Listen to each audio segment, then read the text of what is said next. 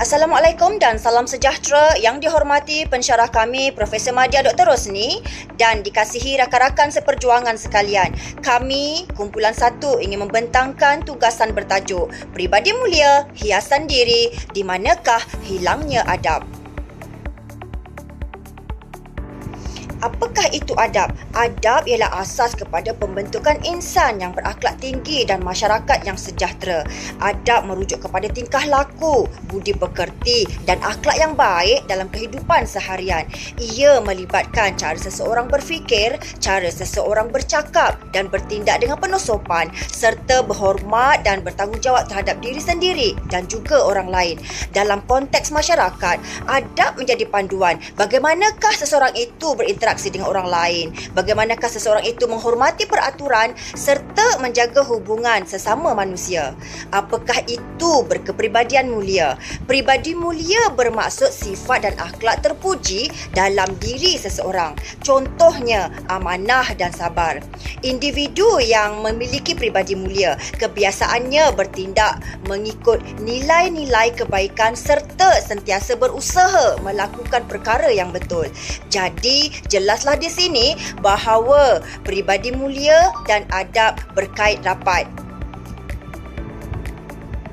Objektif kajian adalah untuk mengkaji atau mengenal pasti apakah punca-punca berlakunya kemerosotan adab dalam kalangan masyarakat serta menganalisis mengapa hilangnya adab dalam jiwa anak muda. Kajian juga mencadangkan beberapa langkah berkesan untuk meningkatkan semula kesedaran dan memupuk sikap berkepribadian mulia dalam masyarakat hari ini. Dalam era globalisasi dan kemajuan teknologi moden masa kini, kepribadian mulia dan amalan adab dalam kalangan masyarakat semakin menunjukkan tanda-tanda kemerosotan. Paparan berikut menunjukkan isu-isu semasa yang berlaku di negara Malaysia. Nilai kepribadian mulia diambil ringan oleh kebanyakan pihak. Ini menyebabkan hilangnya rasa simpati dan empati dalam diri. Situasi ini semakin ketara dan kian meruncing serta amat membimbangkan.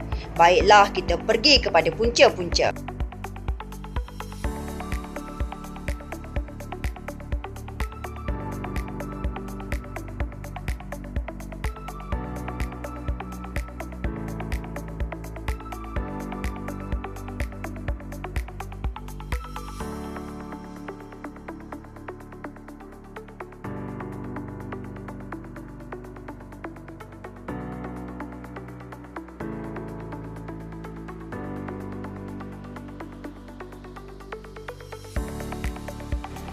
Untuk menghasilkan pembangunan video 11 minit ini, kami telah menggunakan YouTube dan laman web. Kami juga menggunakan CapCut serta visual dan Canva untuk menyunting video dan gambar.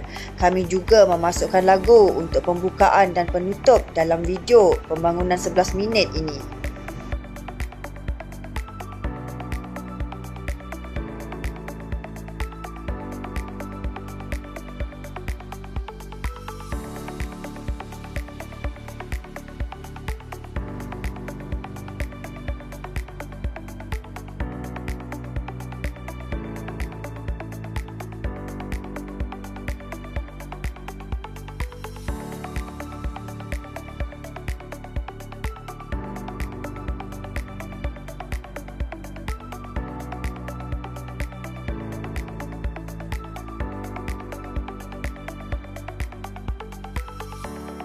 Proses penghasilan video. Pada awal, semua ahli kumpulan telah bersetuju dengan tajuk yang dipilih. Jadinya, storyboard dibangunkan, video dihasilkan melalui aplikasi Canva. Dengan ini, storyboard dan video dihantar kepada pensyarah untuk semakan dan penilaian. Prototipe telah mendapat kelulusan pensyarah dan kumpulan menjalankan penambahbaikan bagi menghasilkan video akhir yang lebih berkualiti. Ringkasan penambahbaikan video. Menambah baik video berdasarkan maklum balas pensyarah serta kami menambah visual dan teks berkaitan nilai adab serta akhlak mulia. Isu kemerosotan adab dikupas, menyampaikan mesej kesedaran tentang kepentingan adab. Juga kami telah menambah contoh amalan adab yang baik serta langkah memupuk kepribadian mulia Dan akhirnya video berdurasi 11 minit berjaya dibangunkan. Ringkasan kandungan video memaparkan visual dan grafik berkaitan amalan adab serta nilai murni. Video juga menggunakan teks kesedaran seperti ke mana hilangnya adab dan adab cerminan kepribadian. Kandungan disusun secara sistematik merangkumi isu, kesan dan langkah penyelesaian, dan video menyampaikan mesej yang jelas tentang kepentingan adab dan kepribadian mulia dalam kehidupan seharian, dan video mengakhiri dengan soalan refleksi untuk penonton.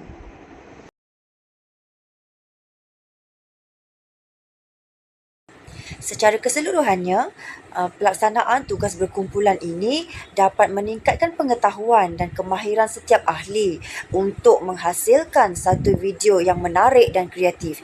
Ia secara tidak langsung dapat mewujudkan semangat kerjasama antara ahli kumpulan serta saling membantu apabila ahli kumpulan menghadapi kesukaran. Dari sini juga kami dapat memperkukuh kemahiran berkomunikasi antara ahli kumpulan dalam melaksanakan pembahagian tugas secara teratur dan berkesan. Dari segi cabaran yang dihadapi dalam melaksanakan projek berkumpulan ini, kami mengalami kesukaran dalam mencari maklumat yang sesuai dan tepat.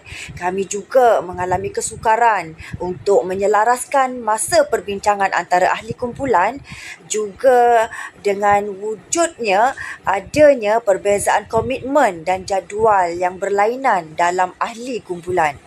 Seterusnya saya pergi kepada bagaimanakah cara untuk mengatasi cabaran.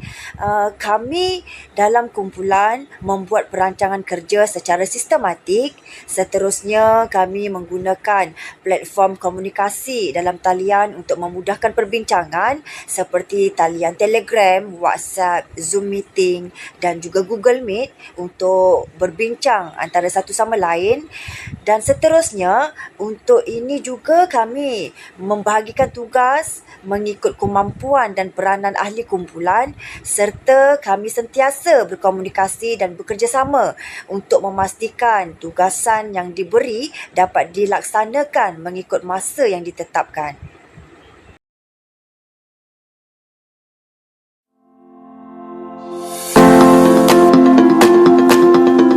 Sejauh manakah adab ini benar-benar diterapkan dalam kehidupan seharian? Mungkin setengah youngster ataupun pemuda ni sama ada dia tahu adab tu, tapi dia tak sensitif terhadap adab tu. Mungkin ibu bapa dah mainkan peranan, tetapi peranan tu tidak disampaikan dalam badan dia.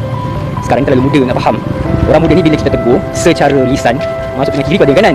Beza dengan dulu dan sekarang ialah dunia dah lebih terbuka luas kan. Orang terdedah dengan sosial media kan. Orang terdedah dengan bagaimana orang negara luar interaksi kan dengan kawan-kawan, dengan ibu bapa. So bila anak muda ni terdedah dengan benda yang luar ni kan, masih tanpa tapisan. So itulah yang terjadi sekarang ni kan. Kita dengan mak bapak pun kurang berani. Disebabkan cara dia besar lah. Sebab sekarang semua parents sekarang dah working. So jarang maybe kurang tengok anak dia sebab sekarang bagi phone je kan dekat dia. So macam dia punya ni kurang sikit lah dia punya nak fokus kepada anak tu. Lebih fokus kepada cari duit macam tu je lah. Kadang-kadang tu bila balik kerja kita dah balik malam lewat. Jadi memang kita ada kurang pemantauan semua yang ada lah waktu malam ataupun bila hujung minggu. Jadi waktu itu saja yang kita ada untuk kita tengok pantauan anak kita, didik anak kita. Juga membuatkan orang lain, tetamu lain pun tidak senang hati dengan kita. Mungkin sebabkan tingkah laku kita, kan, cara percakapan kita. Jadi kita selalu cakap tentang etika dan adab. Jadi etikanya adalah akhlak lah. Akhlak di mana ianya adalah satu ilmu disiplin yang mana yang menerangkan apa yang boleh, apa yang tak boleh. So ianya ada dalam semua masyarakat Melayu, masyarakat Cina, masyarakat India, ada etika dan adab ni tersendiri. Betul tak? Jadi tujuannya adalah untuk menyempurnakan suatu keadaan. Contohnya etika dan akhlak. Jadi kalau kita tak ada etika, nak diikutkan, kita tak ada akhlak, kan? Dan adab ini pula dia lebih kepada sopan santun. Terima kasih kepada puan kita yang bertanyakan. Subhanallah, hari ini berlaku dalam masyarakat kita, tuan-tuan. Apakah itu pribadi mulia? Pribadi mulia bukan tentang rupa, bukan tentang pangkat dan bukan tentang kekayaan. Pribadi mulia ialah bagaimana seseorang melayan manusia lain.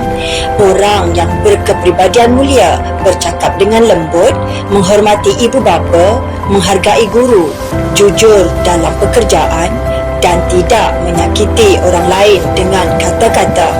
Apabila seseorang mempunyai adab, dia tahu batas percakapan, dia tahu menghormati orang lain, dia tahu menjaga maruah dirinya. Sebab itu orang dahulu berkata, ilmu tanpa adab hanyalah kesombongan. Dalam Islam, akhlak sangat dititik beratkan. Nabi Muhammad Rasulullah SAW sendiri diutuskan untuk menyempurnakan akhlak manusia. Ini menunjukkan bahawa akhlak dan adab lebih bernilai daripada sekadar kepandaian. Adab tidak menjadikan kita lemah, sebaliknya adab menjadikan seseorang lebih dihormati. Orang yang kuat bukan yang menang ketika marah, tetapi orang yang mampu mengawal dirinya ketika marah.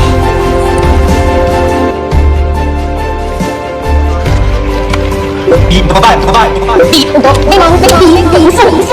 Bapak dos, makasih cik mak je sama dia. Kita hidup dalam dunia yang semakin maju, teknologi semakin canggih, ilmu semakin tinggi. Tetapi, mengapakah adab semakin hilang? Mengapakah manusia hari ini mudah marah, mudah menghina, mudah menjatuhkan orang lain? Dahulu, orang miskin mungkin tidak berharta, tetapi kaya dengan sopan. Hari ini, ramai berpelajaran tinggi, namun lidah menjadi tajam dan hati semakin keras. Persoalannya, di manakah hilangnya adab dalam diri manusia? Hari ini, manusia semakin berani berkata apa sahaja. Di media sosial, ramai menghina tanpa berfikir, mencaci tanpa mengenal siapa. Ada yang menjadikan penghinaan sebagai hiburan. Ada yang merasakan memalukan orang lain itu lucu. Kita hidup dalam zaman di mana orang baik dianggap lemah, orang sopan dianggap membosankan, dan orang kasar dianggap berani. Dahulu, anak-anak mendengar nasihat ibu bapa. Hari ini, ramai lebih percaya orang asing di internet. Dahulu, guru dihormati. Hari ini, guru dirakam untuk dijadikan bahan hiburan. Sedikit demi sedikit, adab dan pribadi mulia hilang dalam kehidupan manusia. Punca kehilangan adab. Pertama, kurangnya didikan akhlak. Anak-anak hari ini membesar dengan skrin, tetapi kurang dengan sentuhan kasih sayang. Ramai ibu bapa terlalu sibuk mencari rezeki sehingga terlupa mendidik adab di rumah. Sedangkan anak-anak belajar melalui contoh. Jika mereka melihat jeritan, mereka belajar marah. Jika mereka melihat penghinaan, mereka belajar merendahkan orang lain. Kedua, pengaruh hiburan. Hari ini, ramai sanggup melakukan apa sahaja demi perhatian. Lebih menyedihkan, semakin biadab seseorang, semakin mudah dia menjadi terkenal. Budaya memalukan orang lain demi konten perlahan-lahan merosakkan nilai kemanusiaan. Ketiga, kurangnya empati. Ramai manusia hari ini mendengar tetapi tidak memahami, melihat tetapi tidak peduli. Hati manusia semakin penat, semakin sibuk dengan diri sendiri. Hingga akhirnya kita lupa bagaimana untuk menjadi manusia yang beradab. Kesan hilangnya adab. Apabila adab hilang, masyarakat mula rosak perlahan-lahan. Hubungan kekeluargaan menjadi dingin, anak tidak menghormati ibu bapa, suami isteri hilang toleransi, sahabat mudah bermusuh. Kata-kata menjadi senjata, ramai terluka bukan kerana pukulan, tetapi kerana mulut manusia. Media sosial pula dipenuhi kemarahan. Orang berlumba-lumba mencari kesalahan orang lain. Sedangkan dunia hari ini sebenarnya semakin kekurangan kasih sayang. Perubahan besar bermula dengan perkara kecil. Mulakan dengan diri sendiri.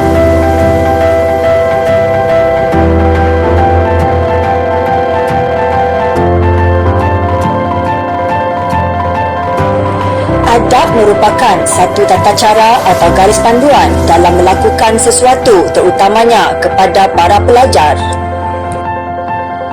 Adab juga sangat penting dalam menjadikan individu yang beradab dalam kehidupan seharian mereka serta dapat memperbaiki diri mereka dari segi akhlak dan dapat membantu individu tersebut mempunyai sikap kecintaan kepada Tuhan serta sesama manusia.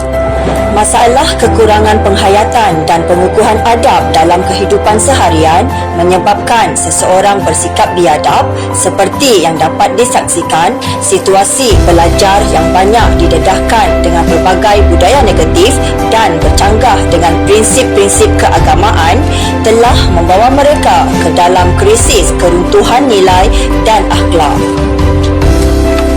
Kesalahan mempunyai jalan keluar. Untuk menyelesaikan masalah ini, setiap individu hendaklah memahami dan menghayati kepentingan agama dalam diri mereka.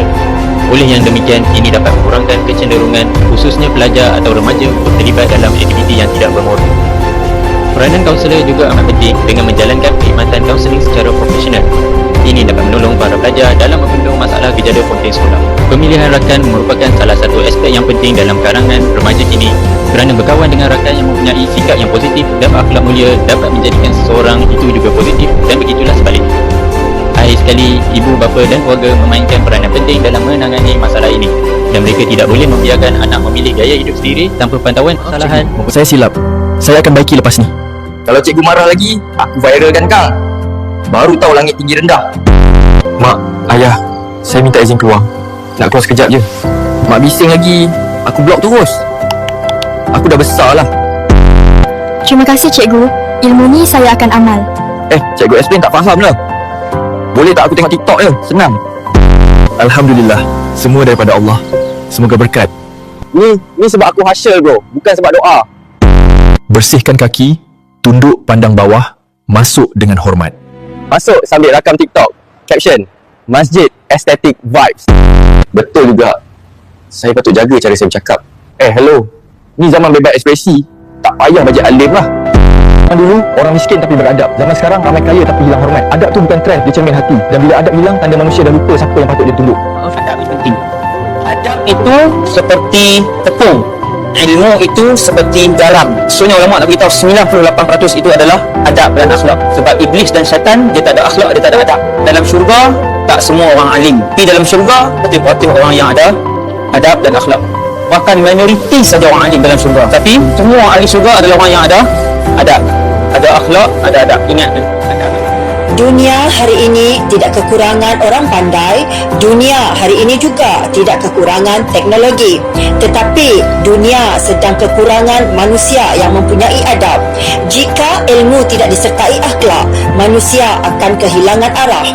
Dan jika adab terus hilang, generasi akan datang membesar tanpa rasa hormat dan kasih sayang.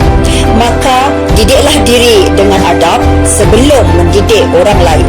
Kerana manusia akan dikenang bukan kerana kekayaannya tetapi kerana akhlaknya. Sesungguhnya adab adalah tanda kemuliaan sebenar seorang manusia. Peribadi mulia, hiasan diri, di manakah hilangnya adab? Jawapannya mungkin bermula daripada kita sendiri. Ayah, kenapa ada penting? Sebab adab mencerminkan iman dan budi kita. Secara keseluruhannya, penghayatan adab sopan amat penting kerana dapat membentuk sikap dan tingkah laku seseorang yang berkepribadian mulia dalam kehidupan seharian.